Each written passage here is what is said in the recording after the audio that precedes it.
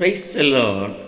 இயேசு அவர்களை நோக்கி, அவர்கள் போக வேண்டியதில்லை, நீங்களே அவர்களுக்கு போஜனம் கொடுங்கள் என்றார். அதற்கு அவர்கள், இங்கே எங்களிடத்தில் 5 அப்பமும் 2 மீன்களே அல்லாமல் வேறொன்றும் இல்லை என்றார்கள் என்று சொல்லி மத்தேயு 14ஆம் அதிகாரம் 16, 17 வசனங்களிலே நாம் வாசிக்கிறோம். சீஷர்கள் தன் கைகளிலே 5 அப்பம் 2 மீனை வைத்துக்கொண்டு 5000 பேருக்கு எவ்விதமாய் இதை கொடுப்பது என்கிற எண்ணத்தினாலே, அச்சத்தினாலே வேறொன்றும் இல்லை என்று சொல்லி அந்த வார்த்தையை அங்கு பயன்படுத்தி இருக்கிறார்கள்.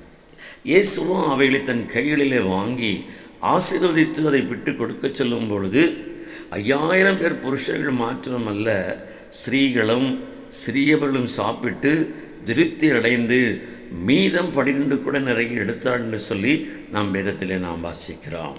நம்முடைய தேவன் இல்லாததில் இருக்கிறதை போல அழைக்கிற தேவன் என்கிற ரோமர் 4:17 படி நம்முடைய வாழ்க்கையில் நமக்காக யாவையும் செய்து முடிக்கிற தேவனாக இருக்கிறபடியினாலே நம்முடைய நிலைமையிலே, நம்முடைய வாழ்க்கையில் நமக்கு கொஞ்சம் இருந்தாலும் சரி, நாம் எதிர்பார்த்த அளவு நமக்குள்ளே குறைபட்டிருந்தாலும் சரி, தேவ சமூகத்தில் வைத்து நாம் ஜெபிக்கும்போது தேவன் அதை பலுகி பெருக பண்ணுகிறது மாத்திரமல்ல, மீதமெடுக்க செய்கிறவராக இருக்கிறார்.